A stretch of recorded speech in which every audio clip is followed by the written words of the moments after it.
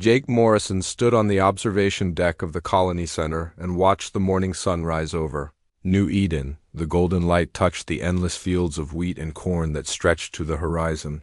15 years ago, this planet had been nothing but rocks and dust. Now it fed thousands of people and could feed millions more. He smiled as he saw Maya Rodriguez walking between the crop rows with her scanner. The young engineer was checking the soil again. She did this every morning, like it was a prayer. Maya had designed most of the farming systems that made this world work.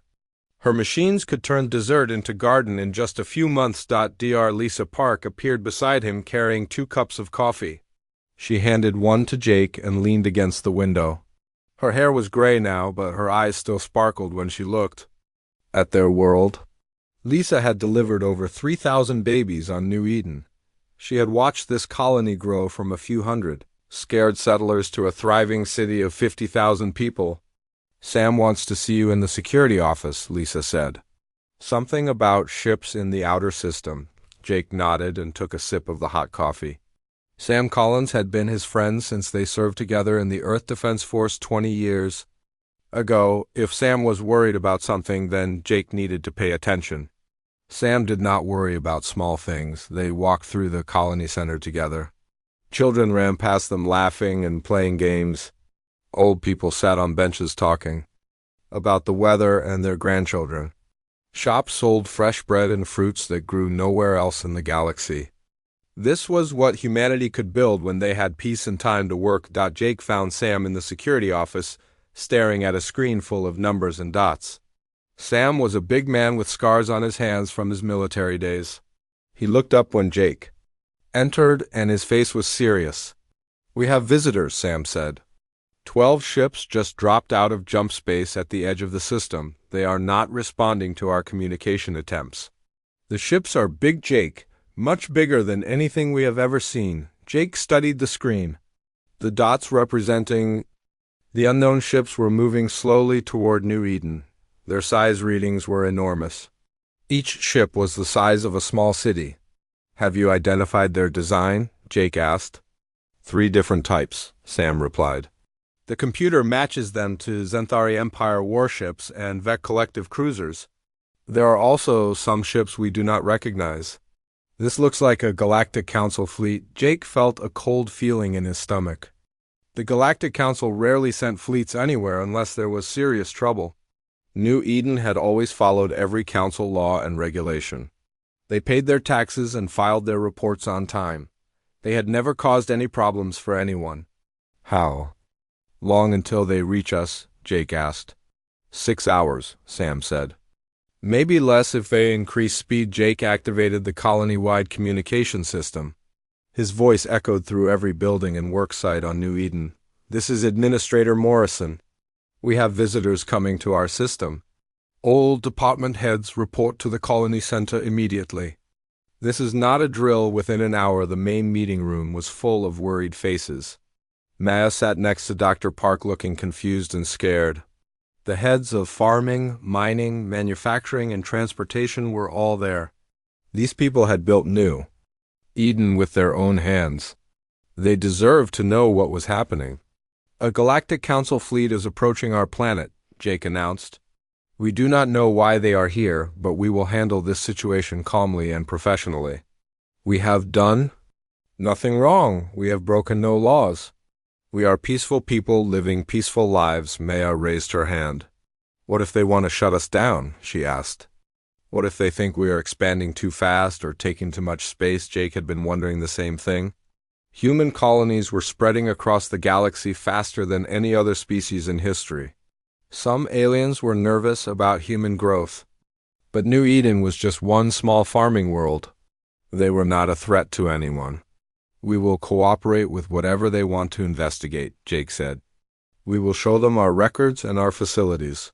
They will see that we are exactly what we claim to be, farmers and families building a better life." The next few hours passed slowly. People tried to work, but everyone kept looking at the sky. The alien ships were getting closer. Sam posted security guards at important buildings, but nobody expected trouble. New Eden had no weapons except hunting rifles and mining equipment. At noon, the alien fleet reached orbit around New Eden. The ships were massive and dark against the blue sky. Jake could see them without a telescope. They hung in space like storm clouds waiting to break. The communication system crackled to life. A cold, mechanical voice spoke in perfect English. Colony of New Eden, this is the Galactic Council Enforcement Fleet. Prepare to receive an official delegation. Any attempt to resist or flee will be considered an act of aggression. Jake straightened his shirt and walked to the landing pad with Maya and Sam beside him. Dr. Park stayed in the medical center in case anyone got hurt. 3 alien shuttles descended from the orbiting ships. They landed with a hiss of steam and hydraulics.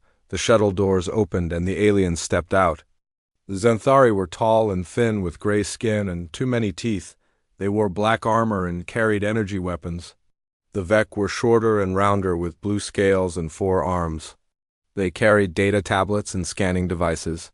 There were also 2 aliens Jake did not recognize.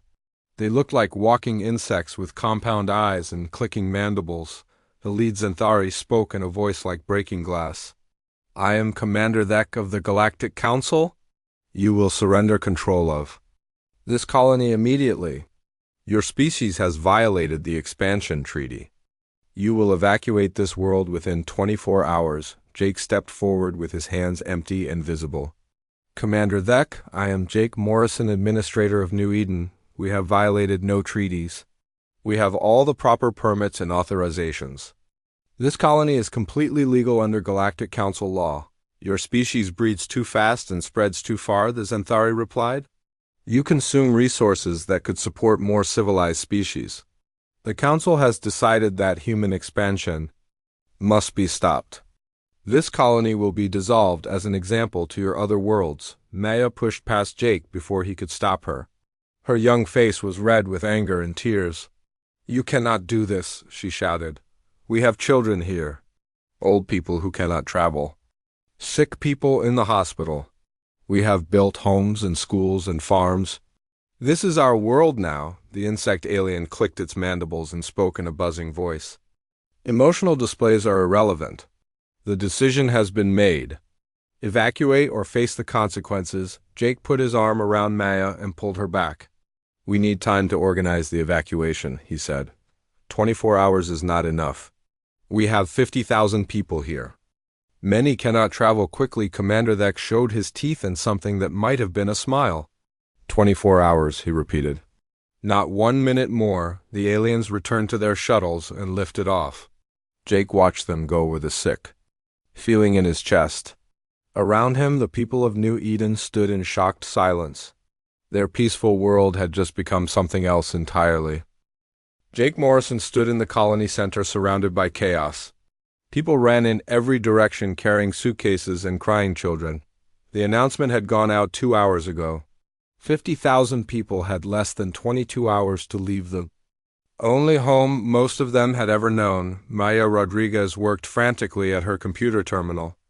Her fingers flew over the keyboard as she tried to download 15 years of agricultural research. I will not let them destroy everything we learned here, she said through gritted teeth. Other colonies need this information, Sam Collins burst through the door with sweat on his face.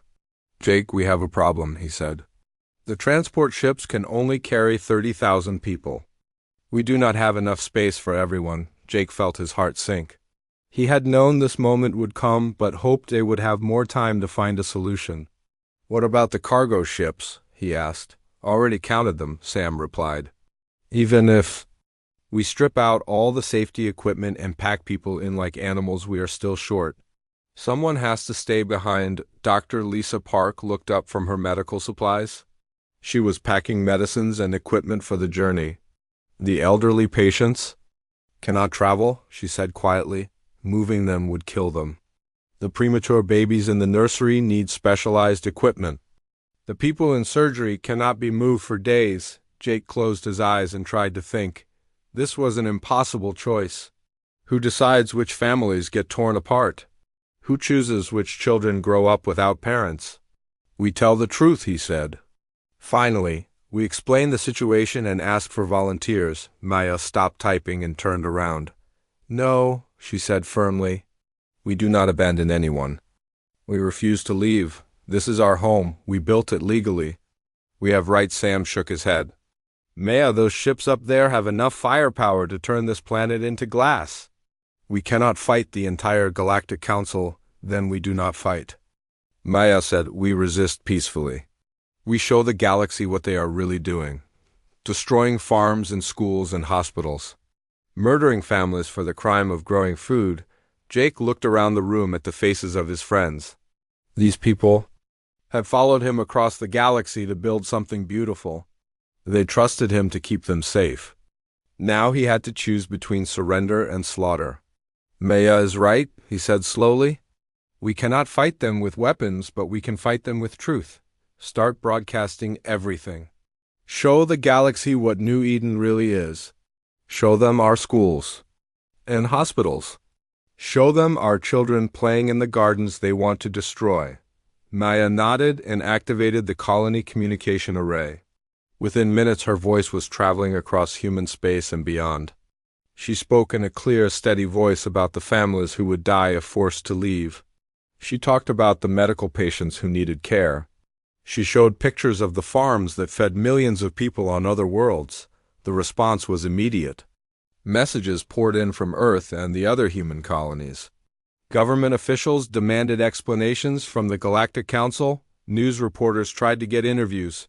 Military commanders asked for permission to send help, but help was too far away.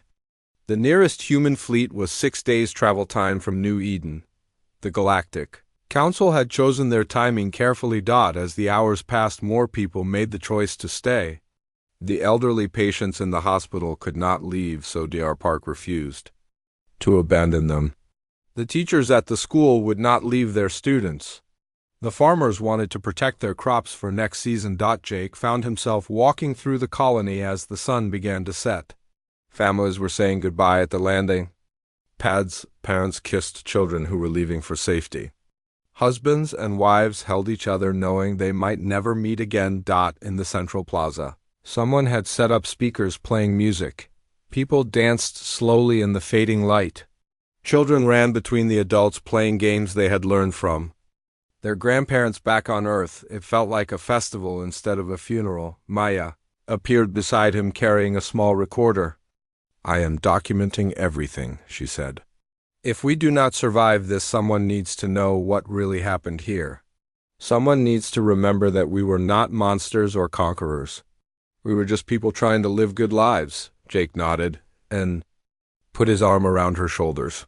Maya was like the daughter he never had. Brilliant and passionate and brave enough to stand up to an entire galaxy. Keep recording, he said. The truth matters even if nobody wants to hear it. The last transport ship lifted off just before midnight.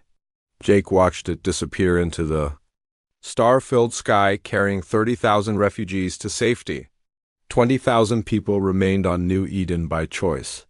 They had decided that some things were worth dying for. Sam found Jake on the observation deck where this nightmare had started. The security chief looked tired but determined. The perimeter sensors show movement in orbit, he said. The alien ships are repositioning. It looks like they are preparing for something. Jake activated his communicator and spoke to the entire colony. This is Administrator Morrison. The evacuation ships have departed safely. To those who chose to remain, I want you to know that I am proud to stand with you. We have done nothing wrong. We have harmed no one. We are farmers and doctors, and teachers and parents. We represent the best of what humanity can be. Maya took the communicator from his hands. Her young voice carried across the colony with surprising strength. My name is Maya Rodriguez, she said. I designed the systems that made this world bloom. I helped turn a dead rock into a garden that could feed the galaxy. In a few hours, they are going to destroy everything we built. They are going to murder innocent people for the crime of growing food and raising children.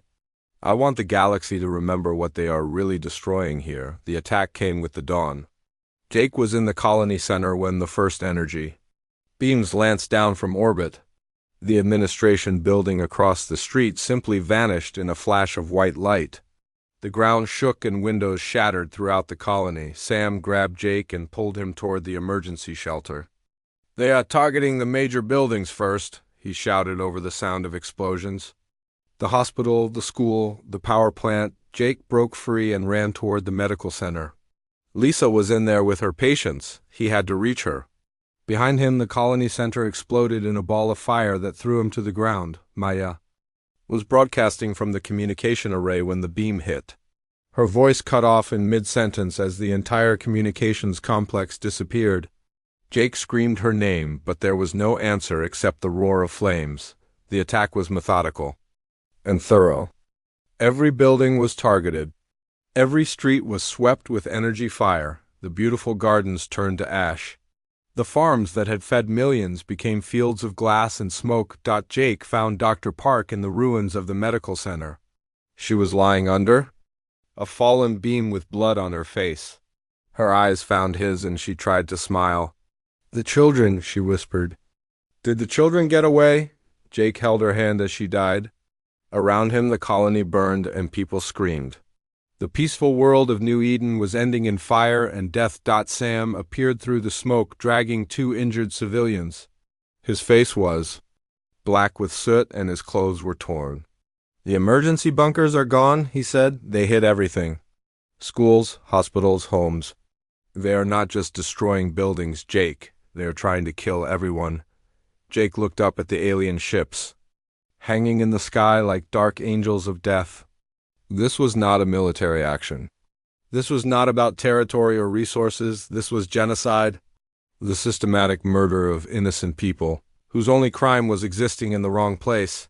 The bombardment continued for 3 hours. When it finally stopped, Jake was one of fewer than 3,000 survivors hiding in the ruins of what had been a thriving city.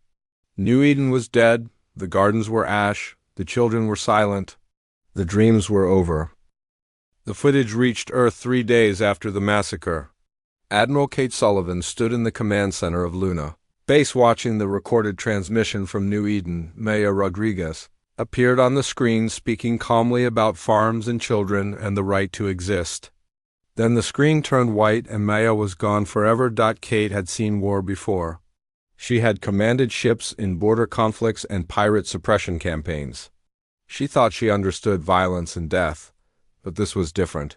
This was the systematic murder of farmers and teachers and children. This was genocide disguised as policy. General Ryan Hayes entered the command center with a datapad in his hands. His face was carved from stone and his eyes burned with cold fire. "The complete casualty reports just came in," he said. 47,000 confirmed dead, most of them civilians. Men, women, children, elderly patients in hospitals. They killed everyone they could find. Kate nodded without taking her eyes off the screen. The images cycled through the before and after shots of New Eden. Beautiful gardens turned to glass. Schools reduced to rubble. Hospitals vaporized while patients slept in their beds. "What is the official response from the Galactic Council?" she asked. "They claim it was a necessary action to prevent human expansion," Ryan replied. "They say New Eden was a military threat that had to be eliminated. They're calling it a police action." Kate laughed, but there was no humor in the sound. "A police action? Against farmers growing wheat and corn, against doctors delivering babies, against children playing in gardens." She turned to face Ryan and her expression was terrifying. "They have no idea what they have just done." Across human space, the reaction was instant and unified. Every human world contributed to the war effort without question or debate. Merchant ships were recalled from their routes and refitted with weapons. Mining colonies retooled their equipment to produce ammunition and armor. Research stations abandoned peaceful projects to focus on weapons development. Commander Alex Turner stood in the briefing room of the Special Operations Facility on Mars.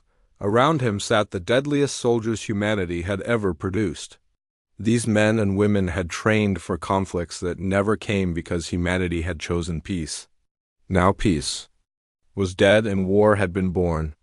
"The enemy believes we are weak because we chose not to fight," Alex said to his assembled teams. They think farmers and merchants cannot become warriors. They are about to learn the difference between choosing peace and being incapable of war. Dr. Ben Walsh worked in his laboratory deep beneath the surface of Titan. For 20 years he had researched defensive technologies and medical applications. His fusion reactors powered hospitals and schools. His gravitational manipulators moved asteroids to build space habitats. Now he was designing weapons that would make stars go dark. They want to see what humans are capable of, Ben muttered as he adjusted the quantum field generators. They destroyed our children and called it policy. Let them see policy. Let them see what happens when humans stop pretending to be civilized. Jake Morrison stood in the ruins of New Eden, holding a piece of twisted metal that had once been part of Maya's communication array. His face was scarred from the bombardment and his hair had turned white from grief and rage. The surviving colonists gathered around him in the morning light, waiting for direction. They killed our families, Jake said in a voice like grinding stone. They murdered our children. They destroyed our homes and called it justice. He looked up at the empty sky where alien ships had hung like vultures. But we are still here. We survived their genocide. We carry the memory of everyone who died. Sam Collins limped over carrying a salvaged communicator. His left arm was broken and his face was bandaged, but his eyes still burned with purpose. The evacuation ships made? It's a safe harbor, he reported. The survivors are spreading the word across human space. Every colony knows what happened here. Every fleet commander has seen the footage. Jake nodded and activated the communicator. His signal would reach every human world and ship in known space. When he spoke, his voice carried the weight of 47,000 dead. This is Jake Morrison speaking from the ruins of New Eden, he began. 3 days ago, the Galactic Council murdered 47,000 innocent people. They killed children in their beds. They vaporized hospitals full of patients. They turned gardens into glass and called it policy. He paused and looked around at the devastation that surrounded him. They thought they were teaching humanity a lesson about expansion and power. They thought they were showing us our place in their galaxy. Instead, they have taught us something else entirely. They have reminded us what we really are. Jake's voice grew stronger as he continued. We are the species that survived ice ages and plagues and wars that lasted generations. We are the children of warriors and explorers and survivors. We built cities on the bones of our enemies and sailed across oceans that killed lesser men. We conquered our own world before we ever looked to the stars. The transmission was picked up by every human settlement from Earth to the Outer Rim colonies. In military bases and civilian centers, people stopped what they were doing to listen. Children playing in parks fell silent. Workers in factories put down their tools. Soldiers in training grounds stood at attention. For 50 years we have been peaceful, Jake continued. We chose diplomacy over conquest. We chose trade over war. We chose to build instead of destroy. We thought this made us civilized. The galaxy thought this made us weak. Both were wrong. Admiral Sullivan listened to the broadcast from her command ship as it accelerated toward the Outer Rim. Around her, the human fleet grew larger every day as ships arrived from every corner of human space. Merchant vessels bristling with hastily mounted weapons. Mining ships converted to carry troops and supplies. Research vessels loaded with experimental weapons that violated half the treaties humanity had signed. We are not weak, Jake's voice echoed through the ship speakers. We are not civilized. We are humans. We are the nightmare that crawled out of a world where everything tried to kill us and we killed it back. We are the species that weaponized fire and steel and atoms and light. We are what happens when natural selection produces the perfect predator and then gives it thumbs and nuclear weapons. General Hayes stood in the war room on Earth watching tactical displays that showed human fleets moving across the galaxy like a swarm of angry hornets. Every military commander in human space had volunteered for the mission. Every soldier wanted to be part of the response. This was not just a war, this was a reckoning. The Galactic Council wanted to see what happens when humans expand too fast. Jake said. His voice carried across space to reach ships and colonies and worlds where humans lived and worked and built their futures. Now they will see what happens when humans contract. When we pull back from the galaxy and remember what we were before we tried to be something better, Commander Turner loaded his equipment onto the stealth ship that would carry his team deep into enemy territory. These were not soldiers going to fight a war. These were humans going to remind the galaxy why their ancestors had feared the dark. We gave you 50 years of peace, Jake continued. We showed you our art and our music and our literature. We shared our technology and our medicine and our food. We tried to be your neighbors and your friends. You responded by murdering our children. Dr. Walsh activated the first of his new weapons and watched the readings climb beyond anything ever recorded. The device in front of him could destabilize the quantum structure of matter across an entire star system. It could turn planets into their component atoms and leave nothing but empty space where worlds had once been.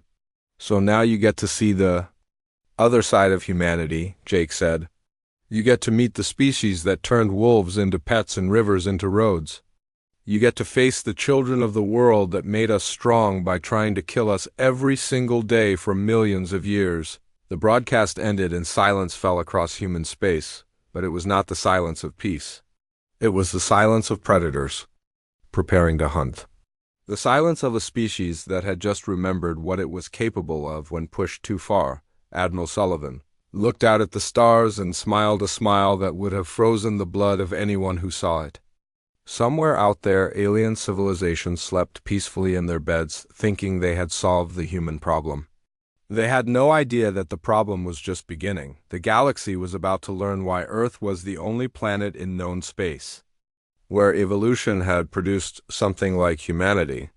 They were about to discover what happened when you murdered the children of the species that had conquered death itself just by refusing to die. War was coming, and humanity remembered how to fight it.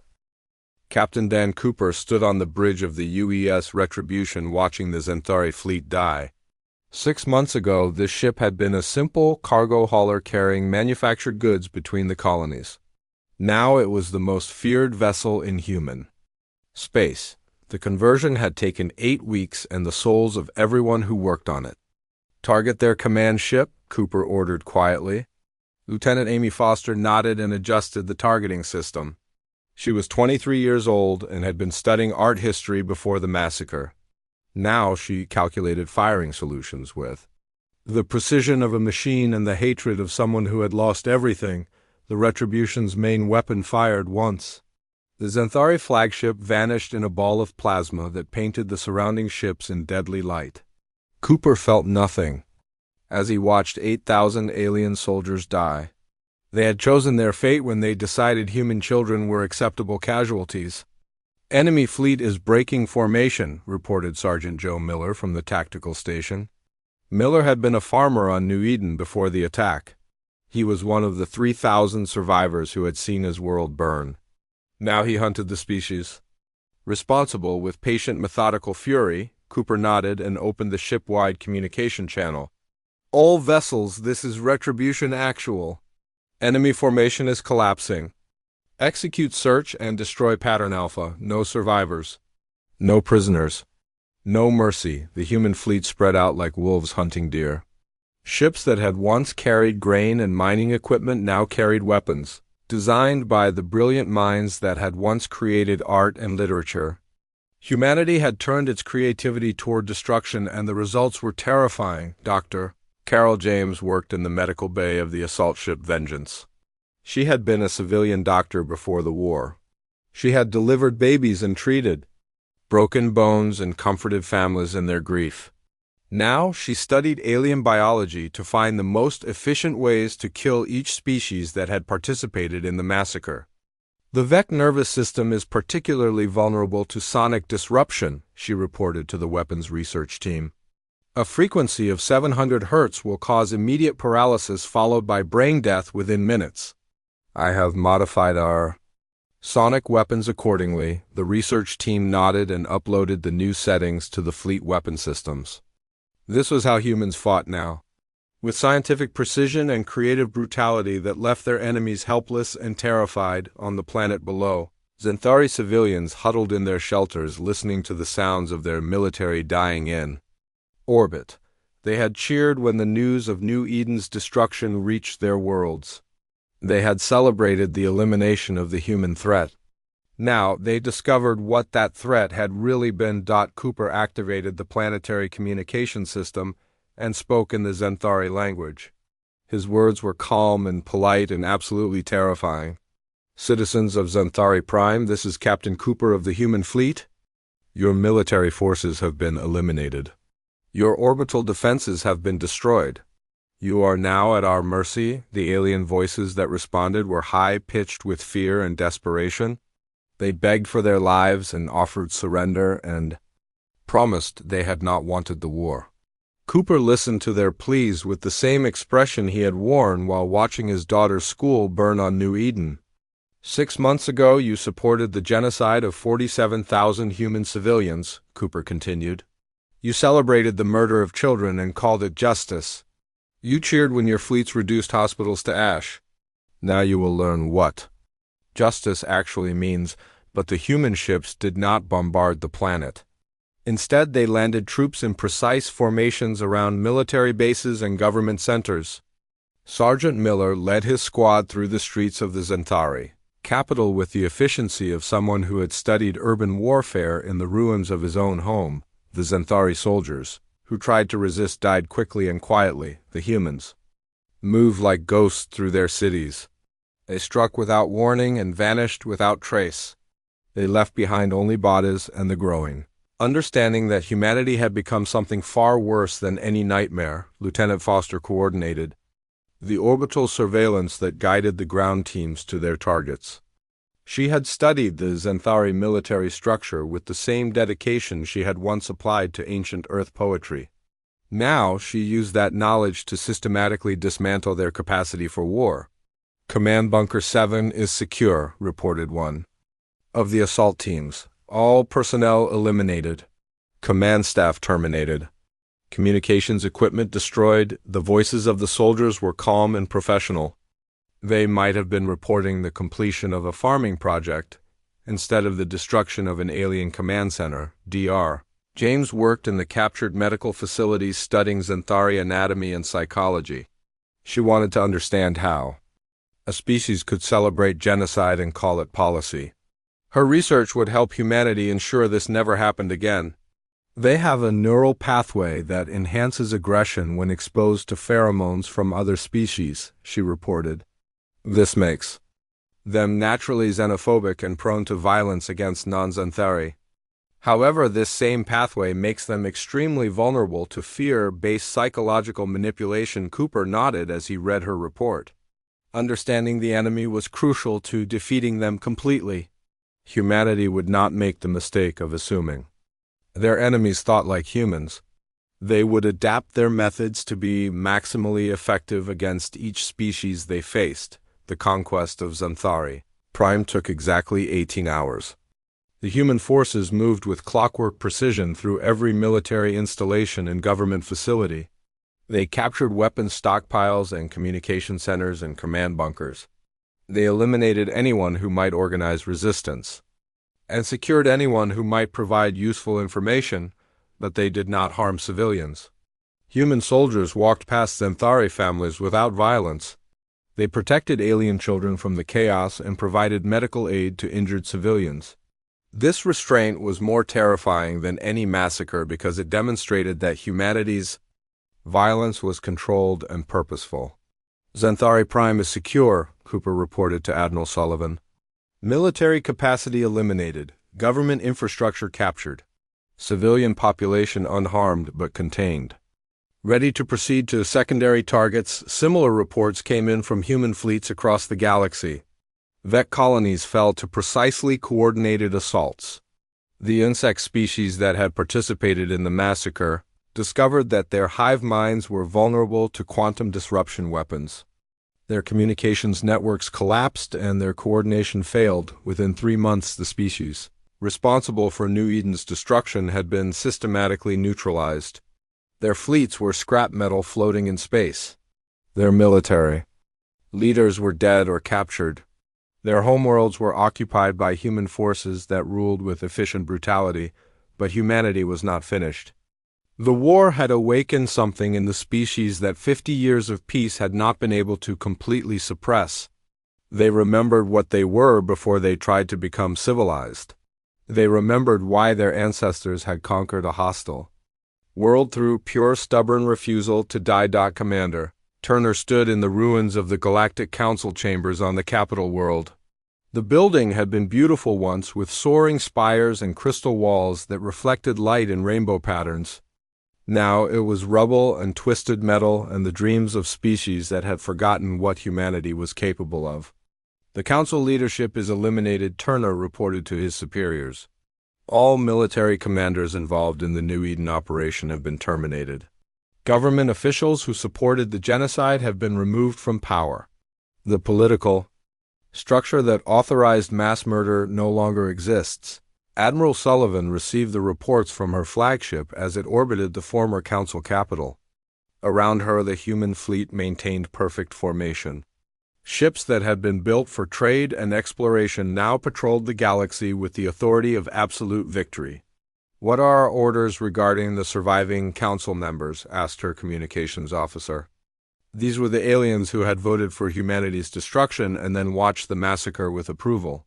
They had celebrated genocide and called it policy. Sullivan considered the question carefully.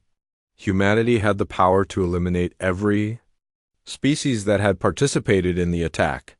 They could reduce entire civilizations to ash and claim it was justice. But that would make them no different from the aliens who had murdered New Eden. Trial and imprisonment, she decided. They will face justice for what they did, but we will not become genocidal murderers ourselves.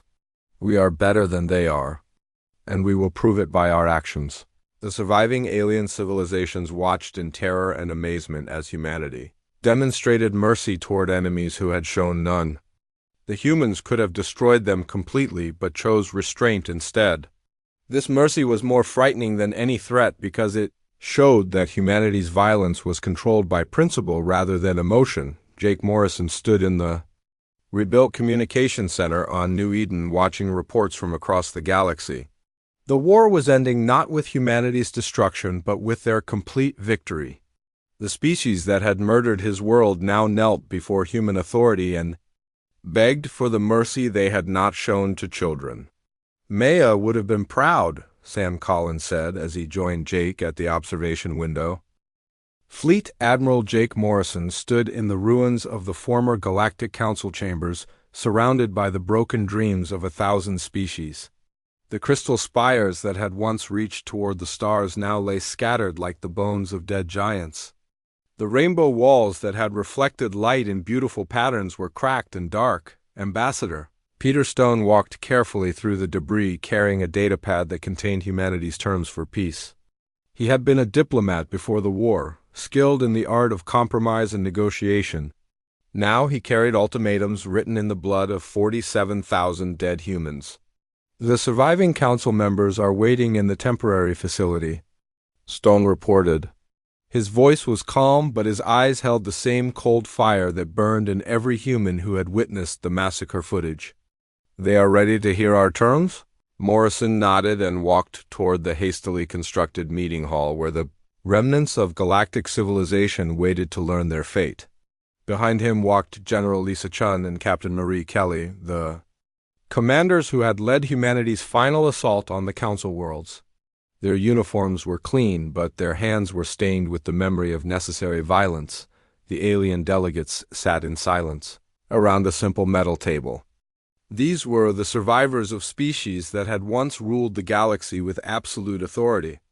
The Xanthari representative kept his eyes fixed on the floor, unwilling to meet the gaze of the humans who had destroyed his military in 18 hours. The Vec diplomat clutched his datapad with trembling hands that shook from more than age. Morrison took his seat at the head of the table and looked around at faces that showed fear, hatred, and the dawning understanding that their old world was dead forever. 6 months ago, you voted to exterminate a human agricultural colony, he began. You authorized the murder of farmers and doctors and teachers and children. You called it policy. The insect delegate clicked its mandibles nervously. The expansion of your species threatened galactic stability, it buzzed. The council acted to preserve peace for all civilizations, Morrison smiled, but there was no warmth in the expression. Peace, he repeated. You murdered children in their beds and called it peace. You vaporized hospitals full of patients and called it policy. You reduced gardens to ash and called it necessary. Stone activated a holographic display that showed the current state of the galaxy. Human fleets patrolled every major trade route. Human bases controlled every strategic system. Human forces occupied every world that had participated in the massacre. The map glowed with the blue markers of absolute human dominance. Your military forces no longer exist, Stone said in the polite tone of a professor giving a lecture. Your fleets are scrap metal, your bases are rubble. Your command structures have been eliminated.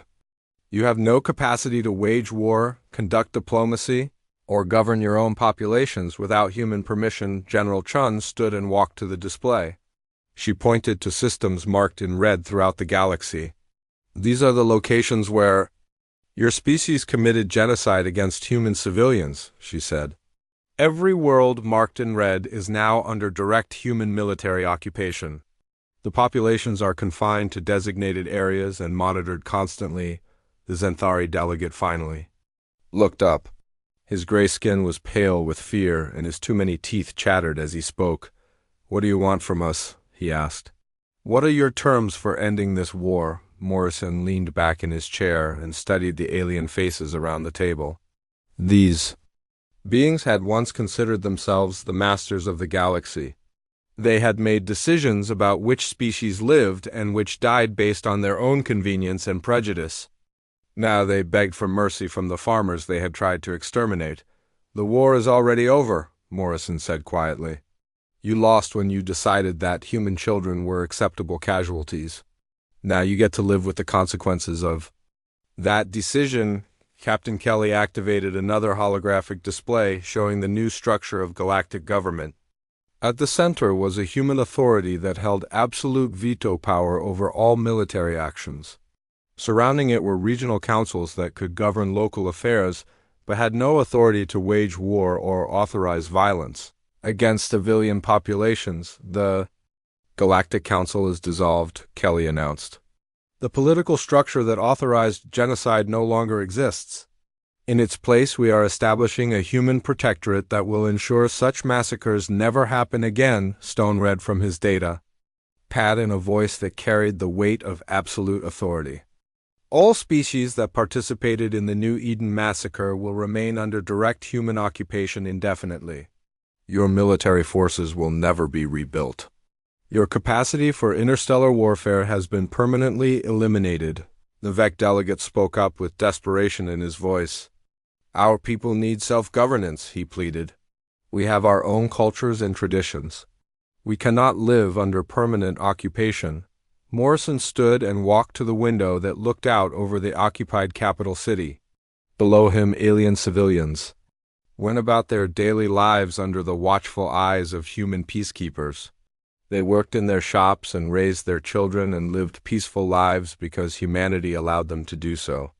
Your cultures and traditions included the celebration of genocide, Morrison replied without turning around. Your people cheered when our children died. Your governments voted to exterminate an entire colony of farmers. Those traditions have proven to be incompatible with civilized existence. General Chun displayed images from the war that had just ended. Zenthari fleets burning in space, Vec command centers reduced to rubble, the insect homeworld under human occupation. The systematic destruction of everything that had made the massacre possible. This is what happens when species choose genocide, Chun said. This is the price of murdering innocents and calling it policy. Your civilizations as you knew them are finished. You will live under human authority for as long as humanity exists. The alien delegates sat in stunned silence as the full scope of their defeat became clear. They had not simply lost a war. They had lost the right to exist as independent civilizations. Their species would survive, but only at human sufferance and under human control. Stone continued reading the terms with mechanical precision. All weapons research is forbidden. All military installations will be dismantled. All warships will be destroyed. Any attempt to rebuild military capacity will result in immediate and total retaliation. The insect delegate buzzed frantically. How can we defend ourselves from pirates and raiders? It asked. How can we maintain order without police forces? Morrison turned from the window, and his scarred face showed no sympathy for their plight. Human forces will provide all necessary security, he said. Your worlds will be safer under our protection than they ever were under your own governments. We do not wage war on civilians or murder children for political convenience, Captain. Kelly displayed the final element of humanity's new order. Across the galaxy, memorial sites were being constructed at the locations of every human civilian killed in the massacre. 47,000 monuments to the innocent dead. Gardens where children could play and remember why peace was worth preserving. These memorials will serve as permanent reminders of what happens when civilizations choose genocide, Kelly announced. They will be maintained by your populations as part of your obligation to the victims of your crimes, the meeting continued. For hours, as humanity outlined the new reality of galactic existence. Trade would continue under human supervision. Scientific research would proceed under human oversight. Cultural exchange would flourish under human protection. But never again would any species have the power to authorize mass murder and call it policy. As the sun set over the occupied capital, Morrison walked through the memorial garden that had been built on the site of the former Council military headquarters. 47,000 names were carved in black stone, surrounded by flowers that bloomed in colors that had never existed on any alien world. Stone joined him among the graves of the innocent. The delegation has agreed to all our terms, he reported. They had no choice. Complete surrender or complete extinction. They chose surrender. Morrison nodded and knelt beside one of the memorial stones. The name carved there belonged to a child who had died on New Eden, a little girl who had loved flowers and wanted to be a teacher when she grew up. She would never have that chance because aliens had decided she was a threat to galactic stability. Maya Rodriguez would have said we were too harsh, Morrison said quietly. She always believed in redemption and second chances. She thought everyone deserved the opportunity to be better than they were. Stone looked around at the thousands of names surrounding them. Maya Rodriguez died trying to show the galaxy that humans were peaceful, he replied. Her broadcast showed them our children, and our schools and our dreams. They responded by murdering everyone she was trying to protect. Morrison stood and looked up at the stars where human fleets maintained their eternal patrol. Peace had returned to the galaxy, but it was not the peace of equals. It was the peace of the conquered ruled by the victorious. The peace of children who could sleep safely because monsters had learned to fear the light. The galaxy wanted to see what humans were capable of when pushed too far, Morrison said. Now they know. Now they understand that our peaceful nature was a choice we made every day.